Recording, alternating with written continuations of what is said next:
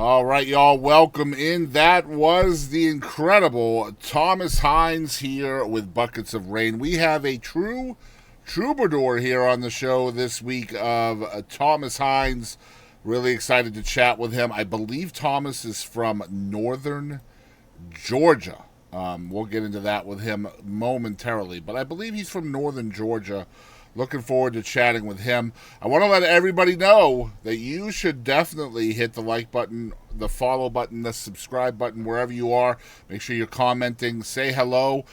We are live on Twitch and Facebook tonight and every single Tuesday. If you'd like to hear your favorite song, you can make a request by typing the title and artist of the song in your chat wherever you are. If you're watching on YouTube and Spotify, we are also in podcast form. The recap of this will go out on both of those. Chances are you have found the interview, and if you'd like to see the entire recap with all of the music we played tonight as well, then make sure you click the link in the description below for the episode 33 recap. We do have a tribute tonight. Dawn, I believe it's Dawn Cousins, or Dave Cousins, rather, has passed away from the English rock band The Strawbs. We will be playing their most famous hit tonight in tribute to Dave Cousins. So I hope you guys will hang out long enough to hear that. 90 minutes of music tonight. Awesome stuff coming your way. I guarantee if you hang around and check out the show, you will become a favorite, or one of these artists will become one of your favorites very soon. You will find new music that you like. Easy for me to say. Anyway, guys, we're going to get into our interview with Mr. Thomas Hinds. He is waiting backstage for me right now.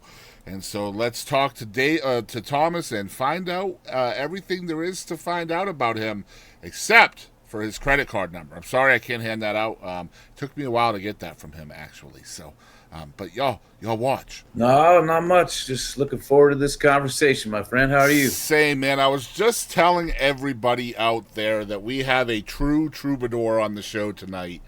That's no BS, right? This is a road warrior storytelling hombre, right? Yes, sir. It's been about 85,000 miles a year, so golly. Adds up quick. Man, I guess the first question I got to ask is, man, how many vehicles do you go through? Technically I'm on my third van in the last 6 years. Wow. Yeah, that's not surprising at all, man. I love your vibe. There's a lot of things to like about Thomas Hinds. You're not just a singer-songwriter, though. You're also spoken word. You do poetry. You do things like that. So you're doing that on the road as well. And, guys, we have a huge treat for y'all tonight because the song we're featuring from Thomas is unreleased right now. Yes. The song will not be released to the public until next Tuesday on the 22nd. So you guys are going to hear brand new stuff tonight, and we're going to chat with Thomas about the song and his pick of the week in a minute. But I understand you're from northern Georgia. Is that correct? Yes, sir. I'm right in between Atlanta and Chattanooga. I was going to say up near Lookout Mountain, 85, yeah. Right? Yes. Yeah. 75. 75. 75. Okay. Yeah, the western side of things. So. Okay. But yeah, 85 is on the. I travel both of those quite often, obviously. Yeah, I've traveled 85 quite a bit between East Texas and Massachusetts. I'd like to go that way just because it's more picturesque than going all the way to Atlanta and then up 95. You know. Yeah. Oh yeah, 95 is a train wreck. Yeah, I agree. I like 85 much better. So, man, one thing I wanted to talk about because I've been checking out your bio and stuff, man. You got into this kind of late, didn't you? Yeah, I was in and out of it. I started when I was in my 20s and then got married, had kids, and kind of had to put it away for a while. Yeah. And then after that kind of ended, I started getting back into it. Wait till the kids graduated and or on their own, and then I kind of jumped out to do it full time. Yeah, the first release was 2015, so that's not that long ago. I mean, 10 years is 10 years, but I mean, that's not that long ago.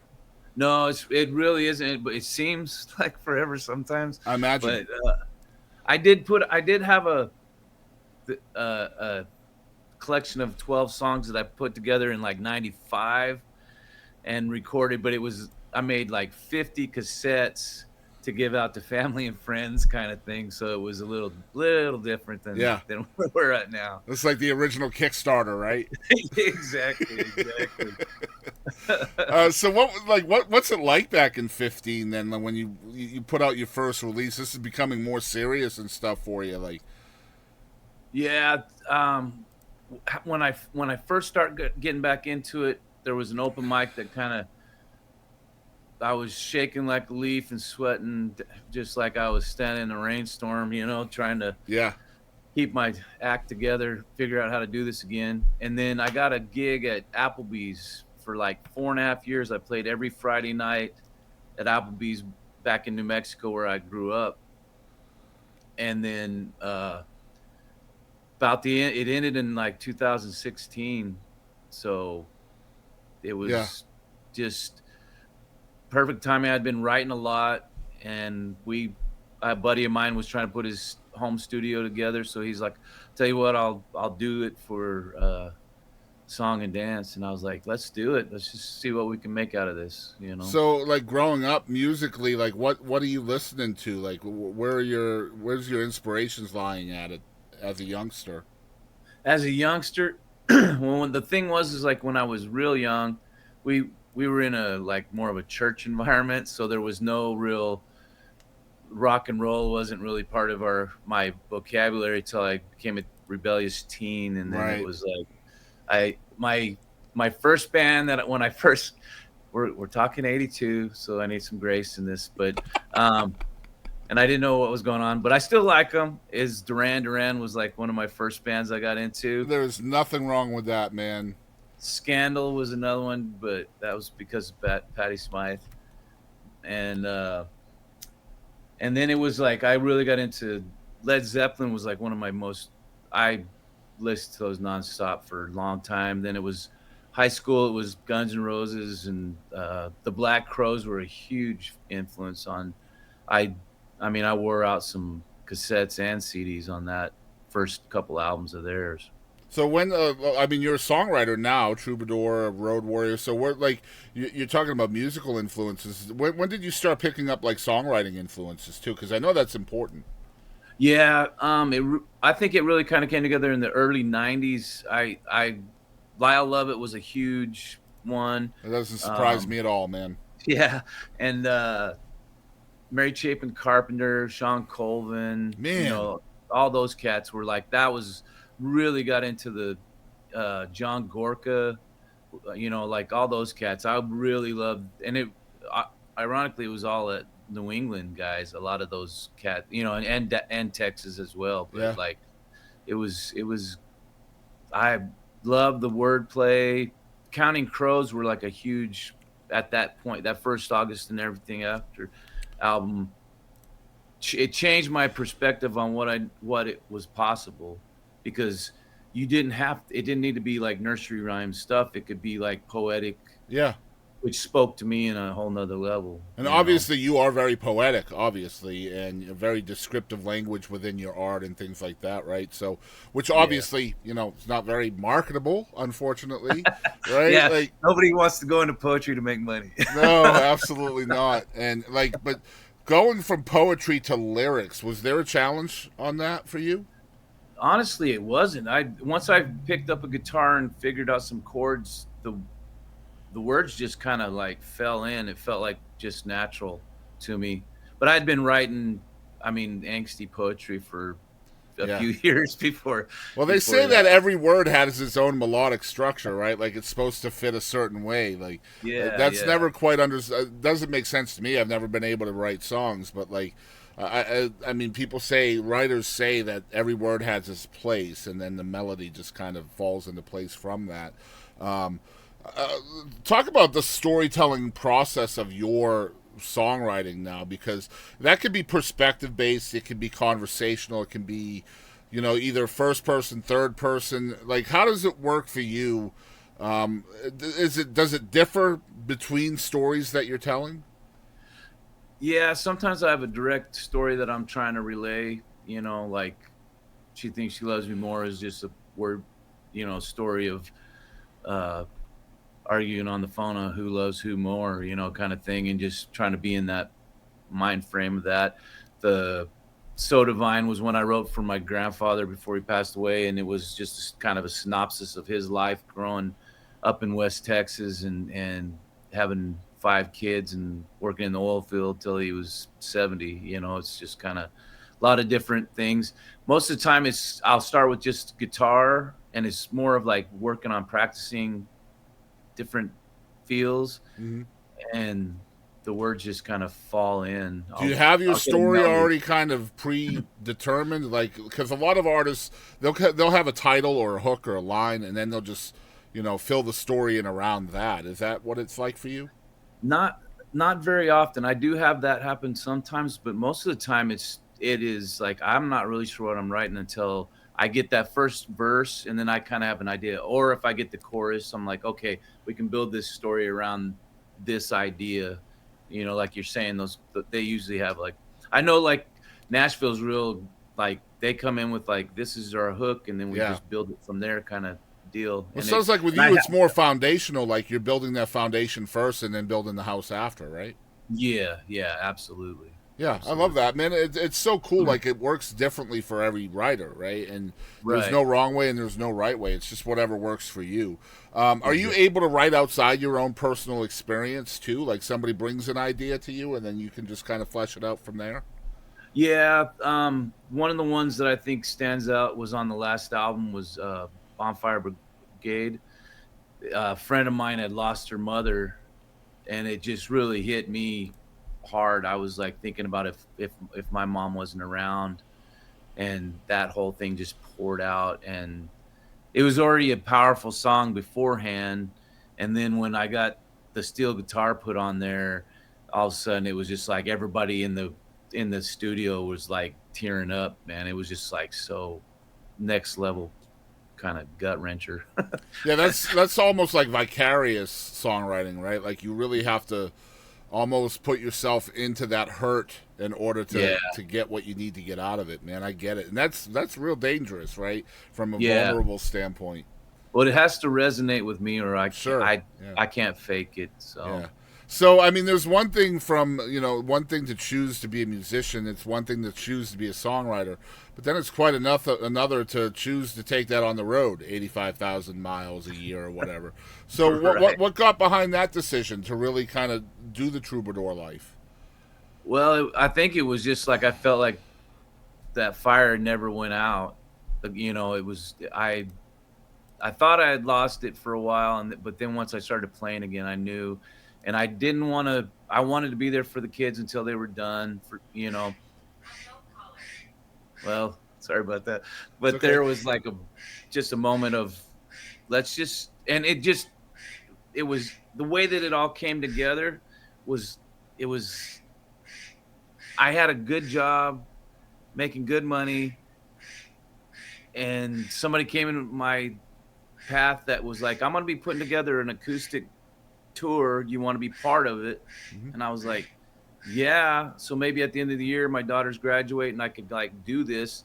And then the job I had, we got we got purchased by another company. So I got a severance package, and it just like everything just fell together, and it was like I paid everything off, got the van to get on the road with, and Yeah. just it So just so it's essentially your commitments are kind of lessening, and now it's more or less you want to do something for you, which I think is great. By the way, yeah. let me ask you this because like a creative being, we're all creative beings, but like we are in different ways. For you, prior to 2015, you're a family guy, you're a dad, you're doing full time jobs. You're still gonna have to find an outlet for your creativeness. So what's that like prior to 15? How are you getting that out?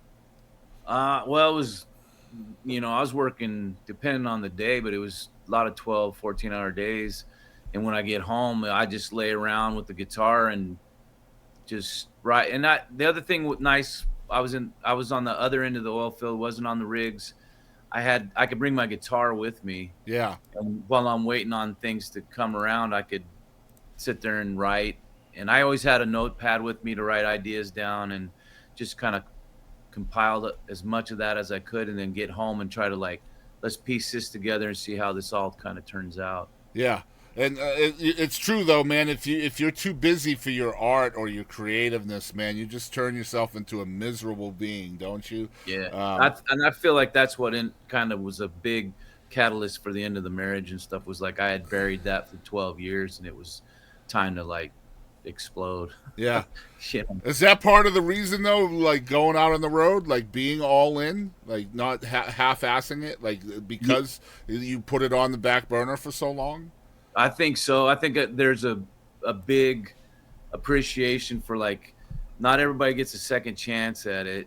This is my there's not going to be a third one. Like if I waited another 10 years, I don't feel like I would be in the position to be able to the road where it's going to be way harder on me by then, you know. Yeah, I mean, you're an inspiration, dude. Honestly, like I don't know if you know that, but I mean, Well, thanks. for you're living proof that it's never too late. I'm looking at your bio here. You got multiple projects. I mean, you could probably tell us how many records and EPs do you have out right now? Right now we got well the new EPs we're dropping a song a month until November Waterfalling, when yeah. yeah. And then but we have 3 full-length albums and 2 EPs, and then now this one, so that'll be 3 EPs, and then we have a whole nother album we're mixing at the moment that'll come out in spring of 26. That's And I 7 still have projects, man. I still have another acoustic album that's already recorded, and then I've got a whole nother batch of songs that are ready So for something yeah, as that's well. 9 projects, 7 of which are out, right, guys? I mean, it's never too late. Yeah, 2021, he starts playing regionally throughout the southeastern U.S. You finished that year, 2021, with 150 shows and 60,000 miles driven. And yeah. obviously, you have gone further out than that since then. Guys, it's literally never too late. This guy right here is proof of that. Let's talk about the brand new song that's coming out on Tuesday. This is called "The Trouble with Sin," which I absolutely love. This song, we're debuting it for the first time anywhere on the planet. I always love Yeah. saying that, so thank you for giving us that Oh, opportunity. absolutely, man. I was glad it worked out that way. I was Yeah, hoping. same. Tell us about the song, man. It's pretty badass. Thank you. Yeah. A lot of the vibe of it. I mean, it was already there, but my buddy Brian Emmons out of he lives in Spring Hill, Tennessee. Me and him had been doing a bunch of demo work for the "Where Do We Go From Here" album, and this is one of the songs that I was writing during that, and it just didn't end up on that album because it didn't fit. But with that synthesizer, the ethereal sound in Yeah, the background and stuff, this live version is actually from the album release show that we did in Muscle Shoals in 2023, and it was just me and him. I was on acoustic, and he's playing the keys, and it just was so perfect of a moment. And it'll the full length version of it with all the band and stuff will be out next year. But this one, I'm really happy with it. yeah, we're excited to show it here in a minute. But before we do have Thomas's pick of the week as well, which is just a cool idea. I hope more radio folks will do this out there because I love number one talking to songwriters and artists. And if you're a fan of music like I am, I feel like the best place to find new music is by asking the songwriters and the artists. Right? Yeah. They have friends and they know who's badass out there. So I feel like this is a cool little segment that a lot of y'all out there could do. Thomas has picked a song called "Starlight and Static" by Jeffrey Foucault. Tell us about the song and a little bit about Jeffrey as well, if you will. Well, Jeffrey Foucault is like he is cut from his own cloth. He's one of my favorite songwriters ever. I've got to meet him several times. I'm actually going to see him Friday night. Uh, he's playing up in Rhode Island, and this song to me just was that poetic kind of get cut to the chase on longing for somebody and having to deal with moving on with your life kind of thing. And this one was always the one that just cut me. The first one I really learned or heard, and it changed my whole way I thought about writing a song. You know, Yeah. there's And a lot of similarities with the Trouble with Sin, actually, with that kind of the same kind of, you know. Well, vibe I'm to it. I feel. excited to listen to it. I always blind react the pick of the week, so I don't listen to the song Okay. until we play it.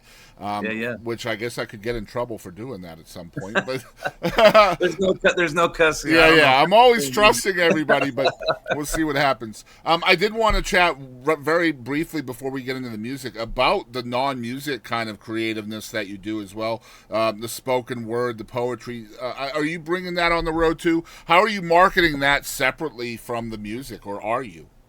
It's usually just in. I got it with the merch. I got my books. I have 2 books out, and I haven't. I have done a few readings just at bookstores or at a different, that kind of thing. But I wouldn't mind incorporating that more down the road. Sure. If it's in the right format. I mean, you could open for yourself, right? Yeah, there you go. I'm just gonna read some poetry, then we're gonna put some music to it later. Yeah, yeah. I'm opening for Thomas Hinds tonight. Y'all come check me out. Yeah. So let me tell you guys where you can follow this guy right here. It's Thomas Hinds Media. You can see his name right there on your screen, but if you cannot, I'm going to spell it out. It's ThomasHinds Media, media.com. And follow on his social medias too. His Facebook is Hinds Thomas. Instagram is hindsight_musings. YouTube is T-Bone with 5 7s. And yeah, he's on Spotify, Apple Music, all of those places as well. If you want to stream the music, purchase the music right there on his webpage as well. Find out where he's playing. Did I miss anything, Mr. Thomas? No, there will be one exclusive deal when this comes out. This EP comes out on Bandcamp. We'll have an extra song for the people who buy it from Bandcamp. Well, there you go. Go to Bandcamp as well and search up Thomas Hinds. You'll get an exclusive track by doing that. That sounds like a deal. Hell yeah, man. Heck yeah. Well, Thomas, thanks for hanging out with us tonight, man. I'll let you go. Yes, sir. Thanks, Chris. I appreciate you, man. All right, man. You have a good night. You too.